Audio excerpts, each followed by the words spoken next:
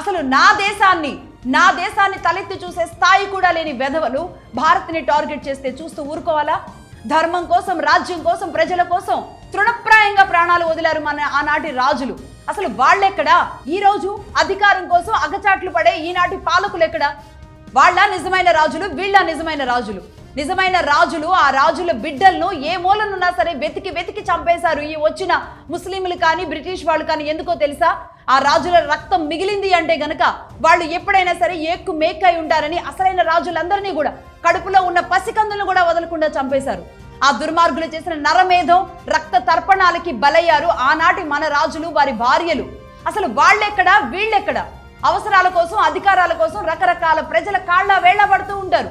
అనేక రకాలమైన ఏ పని చేయడానికైనా దిగజారుతూ ఉంటారు. మరి వాళ్ళని వీళ్ళని సరిపోర్చగలమా?